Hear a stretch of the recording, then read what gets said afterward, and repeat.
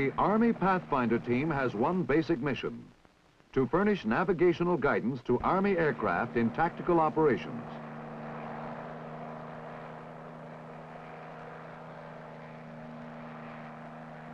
Through the skill and daring of Pathfinders, helicopters can be guided to points behind enemy lines in surprise assaults on tactical objectives.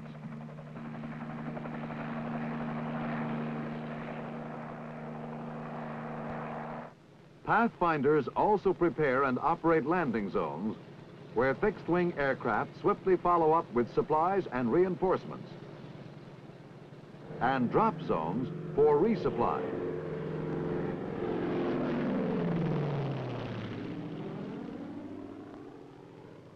Thus, swift mobility and tactical surprise will follow the footsteps of the trained and resourceful Pathfinder team.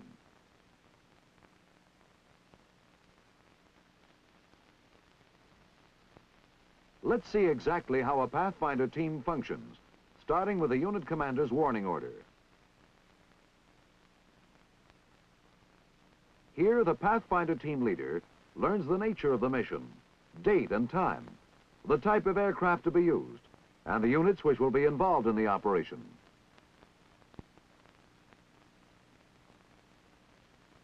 On the basis of this information, the Pathfinder leader gives an initial briefing to his team so they can begin their preliminary preparations.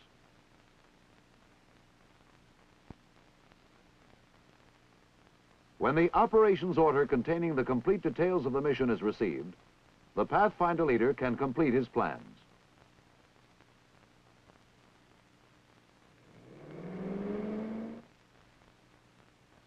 The entire team, which now includes all personnel who have been attached for this mission, is given a thorough briefing so that each man will understand the nature of the mission and the part he will play in it. Now, this bridge is the main objective of the assault troops.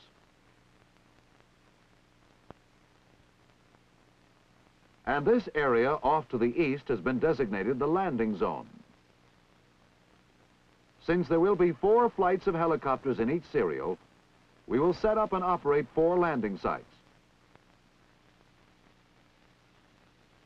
This will be landing site green to the west of the stretch of wood. This will be yellow, here in this clearing along the bank of the stream.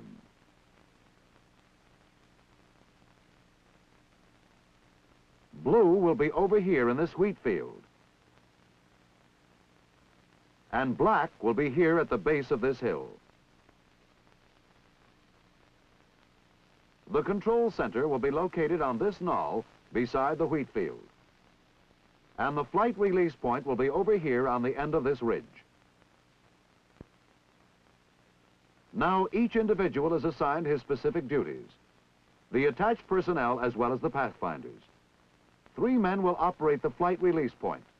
The team leader and 4 others will be stationed at the control center, and each landing site will be set up and operated by a 3-man party.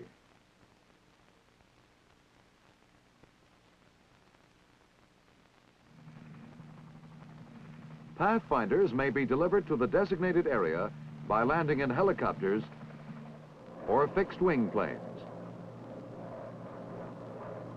They may also be delivered by parachute and under certain tactical situations by ground vehicles and amphibious craft. In this operation, the team will be delivered by helicopter. If time permits, a rehearsal of the entire operation is conducted.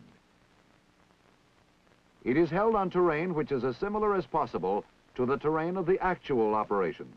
All equipment to be utilized is employed.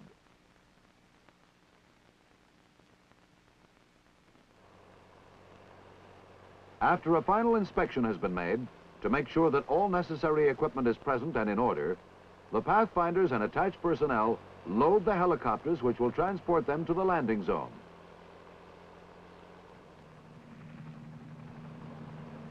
And the first phase of the air mobile assault gets underway.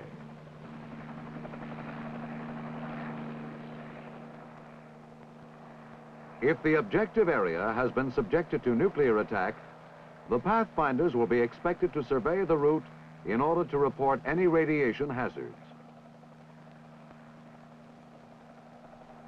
When the team is transported directly to the landing zone by helicopter, the men will be divided up so that each aircraft will have to make as few landings as possible.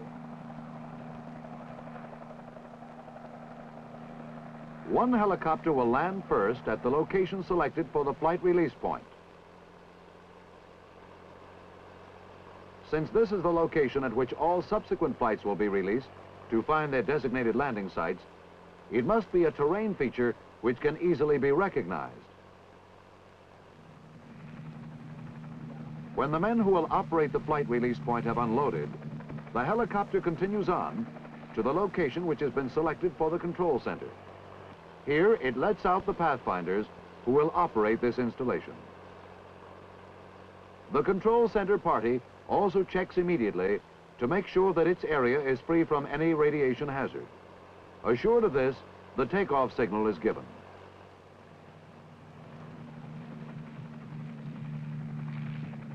Each party carries with it all the equipment it will need to operate its own installation.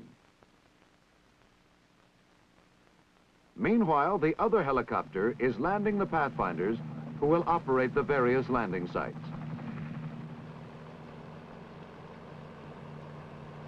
By landing the Pathfinders directly on the area selected for each landing site, much time is saved, and the assault troops can follow the Pathfinders at a closer interval.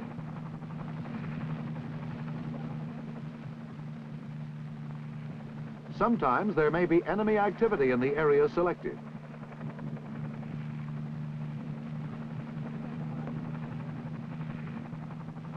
In such cases, an alternate landing site will be used, and the control center will be notified as soon as communications have been established. The landing site party is delivered to the alternate site with little or no interruption in the Pathfinder schedule.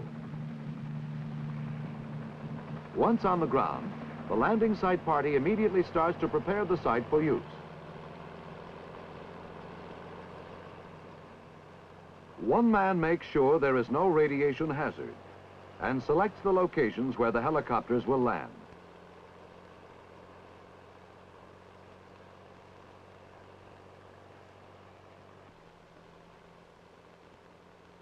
Another marks these individual landing positions with numbered colored panels, so that each pilot in a flight will know exactly where he is expected to land his aircraft.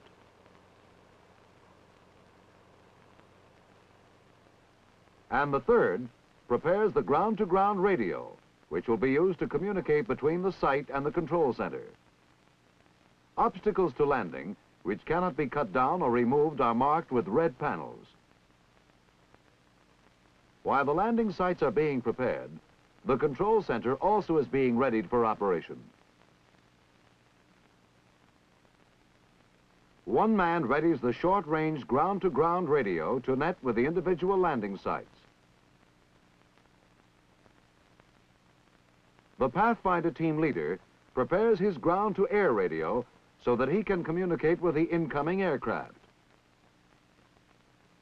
Another prepares the long-range ground-to-ground radio, which will enable the control center to communicate with higher headquarters.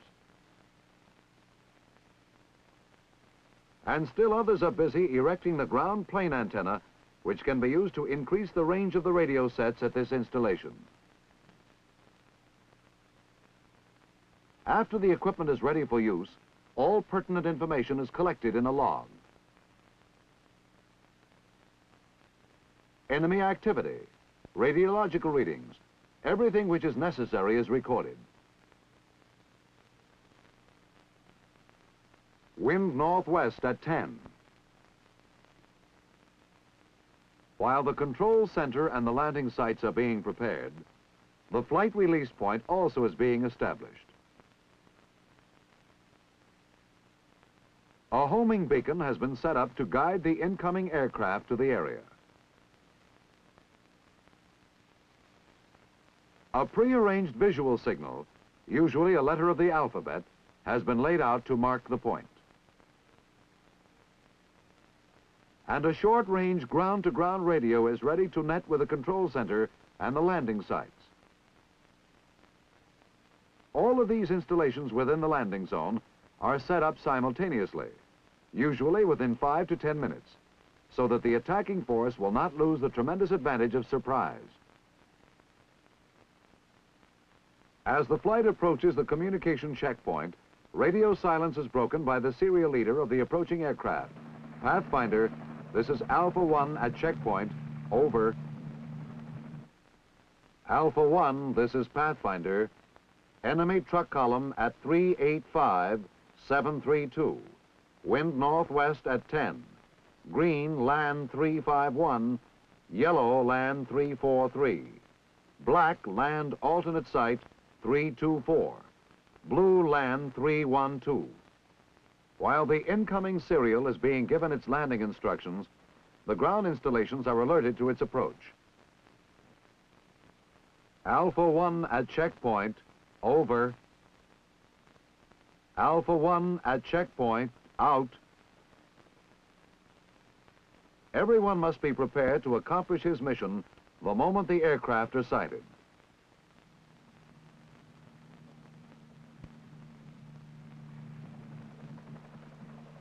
Smoke may be used as a navigational aid at the flight release point if necessary.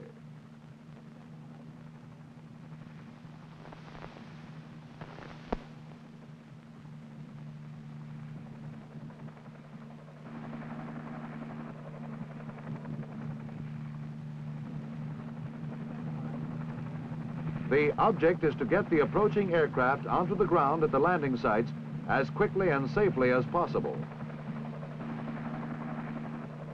Colored smoke may also be used to identify each landing site.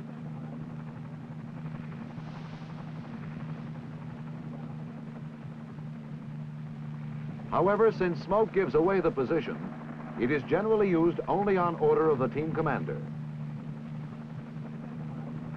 Once over the landing site, the pilots pick out their assigned positions by noting the numbers on the panels, and the entire flight moves in and lands at the same time.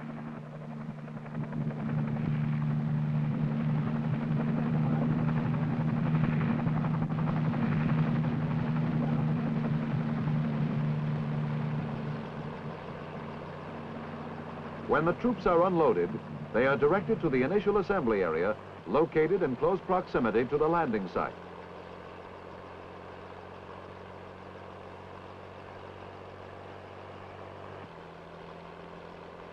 The aircraft are now prepared to take off again, and the control center is notified. The pilot gives the code name of the flight, as well as the fact that it is ready for takeoff.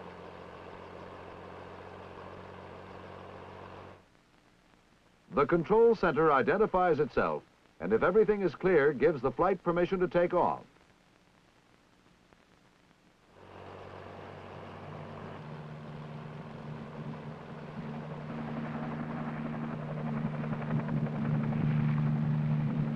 As soon as the first flight takes off, the landing site is ready to receive the next one.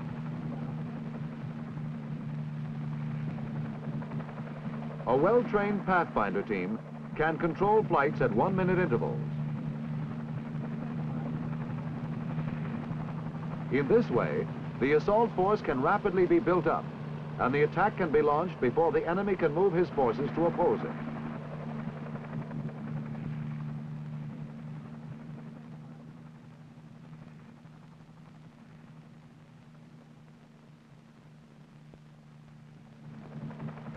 Pathfinders continue to operate the landing zone until all helicopter serials have unloaded.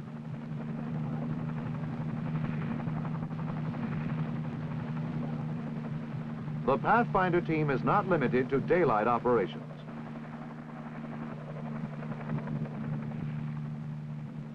Pathfinders are capable of operating this type of installation at night.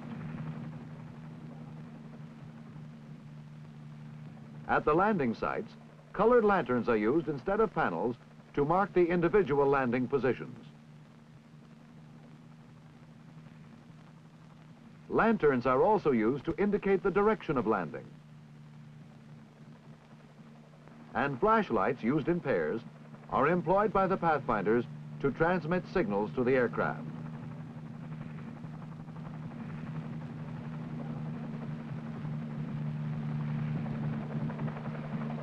At the flight release point, A rotating beacon is used in place of colored smoke as a navigational aid. And colored flares may be employed, either here or at a landing site.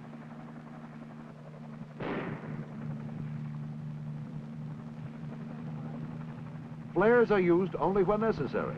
Like smoke, they can be seen by the enemy. The approaching aircraft are brought in quickly and safely by radio communication and by the arrangement of lights on the ground.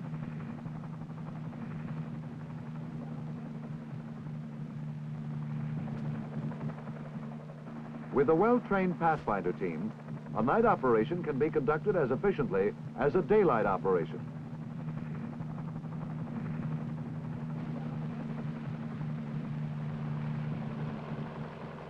Pathfinders are not limited to operating landing zones for helicopters. They also set up and operate landing zones for fixed-wing aircraft in secured areas or enemy territory.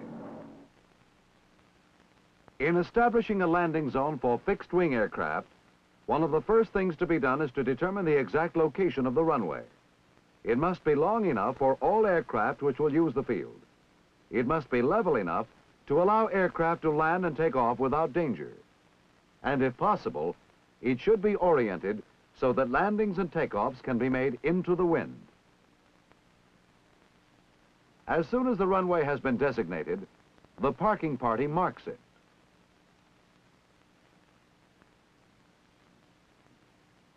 Panels are staked down at 100-yard intervals to mark the edges. They are arranged in an open pattern to mark the start of the runway, and in a closed pattern to mark the end of the runway. These markings will indicate to the pilot the proper direction for landing. At the same time the runway is being marked, it is also being improved. Obstacles to landing are removed.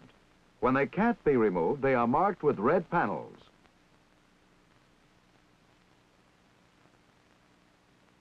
Meanwhile, the taxiways also are being marked.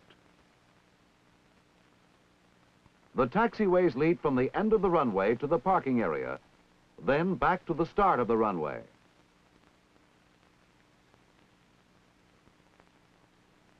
The parking area is located far enough from the runway so that the runway can be kept clear of aircraft. Numbered panels are used to mark the unloading positions for each plane in the flight.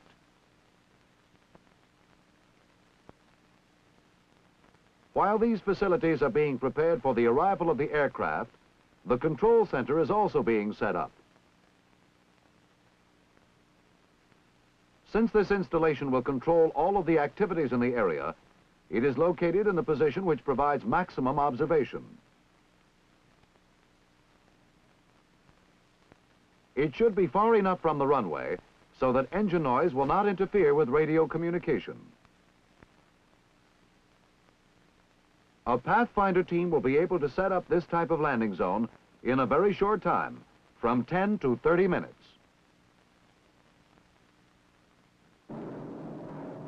The landing zone must be ready when the first flight of aircraft arrives. As with a helicopter operation, communications are established between the Pathfinder leader and flight leader.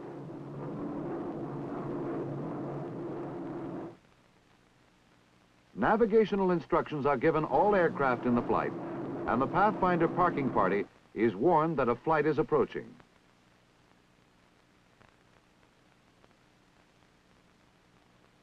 The taximen rush to receive the aircraft, and the control center prepares to guide them in. The serial leader notifies the control center of the code name of his flight, and that it is turning base. In reply, the control center states that the field is cleared to land, to make left turn at taximan, and to park at Black 1. Each plane in the flight lands as directed.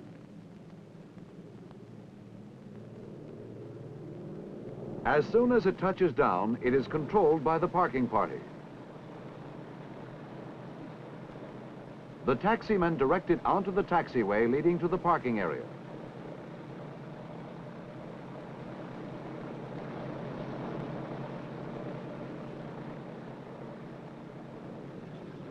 And the runway is clear for the following plane. At the parking area, each plane is directed to its designated parking point.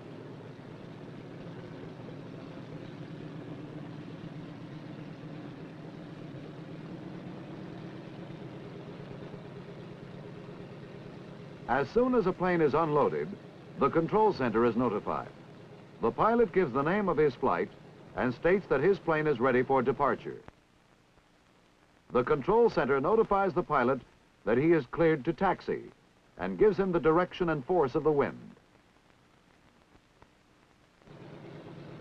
The aircraft is guided from the parking area to the taxiway, which leads back to the starting end of the runway.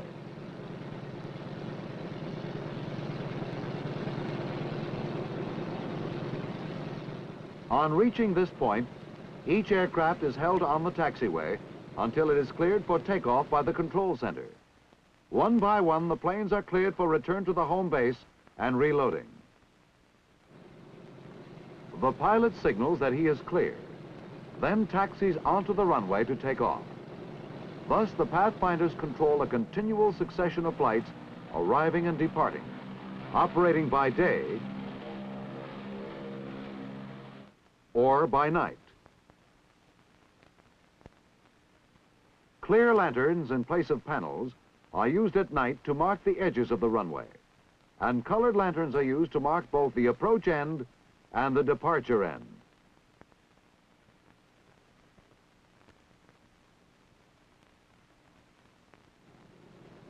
Flashlights are used to give hand and arm signals. To mark the taxiways in the parking area, other colored lanterns are used. Day or night, then, the Pathfinders are able to bring in planes carrying cargo or personnel. At the parking area, they are rapidly unloaded to clear the area for incoming aircraft.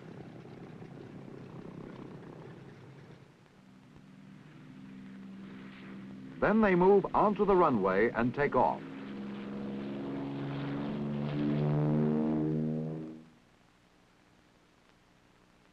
Pathfinders may also be called upon to operate drop zones for the aerial delivery of personnel or supplies in either friendly or enemy territory. In setting up a drop zone, the first thing to be done is to locate and mark the T. For daylight operations, panels are used. The T is oriented so that a pilot can fly up the stem, starting his drop as he reaches the crossbar, and have all of his cargo or personnel fall within the limits of the drop zone beyond the T. Because a pilot cannot see the T while flying directly over it, other panels are put down on the flanks to serve as navigational aids.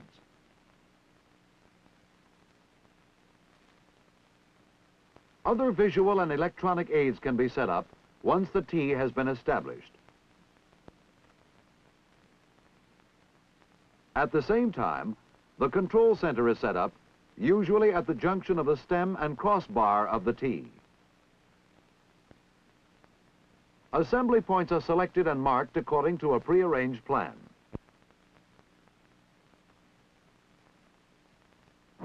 When the incoming flight leader reaches the designated communication checkpoint on his course, he calls the control center for instructions.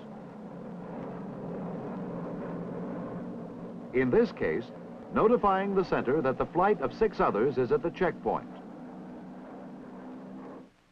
Pathfinder replies, giving the vector, the drop point, and the elevation of the field. This specific guidance ensures a successful drop in daylight, fog, smoke, or darkness.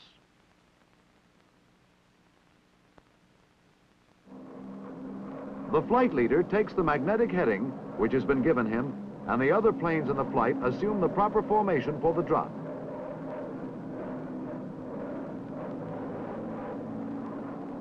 When the lead aircraft comes into view, the team leader gives the pilot verbal instructions to guide him over the drop zone. Thus, the pilot may be told to steer right or left. Other planes in the formation follow the course set by the leader.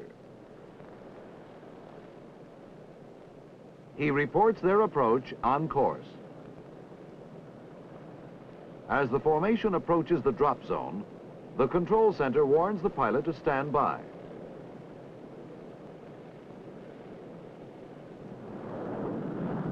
As the first plane passes over the tee, the control center calls for the drop, repeating 3 times the command to execute. The plane drops its cargo and heads back to its base. The second plane comes in on the same course, and as it passes over the tee, it is given the same command. The plane drops its cargo and returns to its base.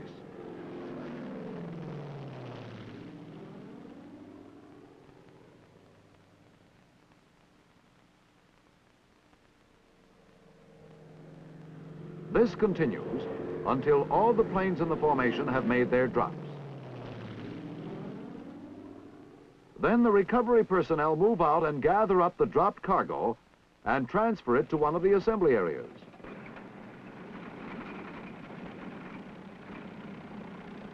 Thus, the Pathfinders operate a drop zone during daylight.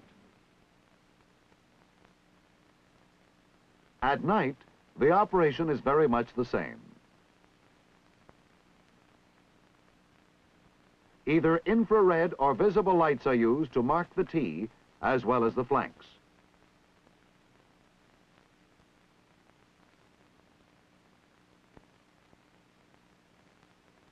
A rotating beacon is placed as the first light in the stem of the tee, and another rotating beacon is used to mark the end of the drop zone.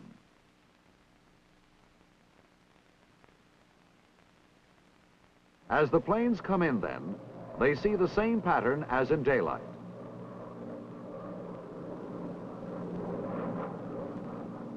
And they follow the same procedure in making their drops.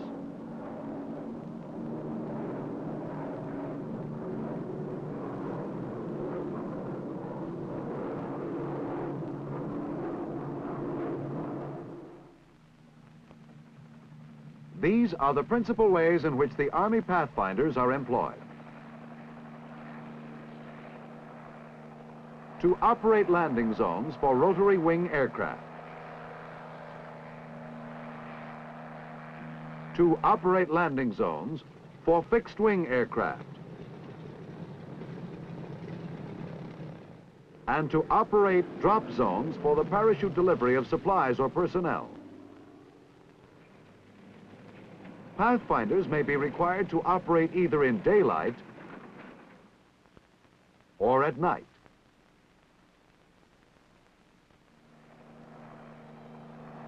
As warfare becomes more fluid and combat units are required to operate over longer and longer distances, such modern units as the Pathfinders will be more and more in demand. The speed and efficiency with which Pathfinders operate may very well determine the success or failure of air mobile operations.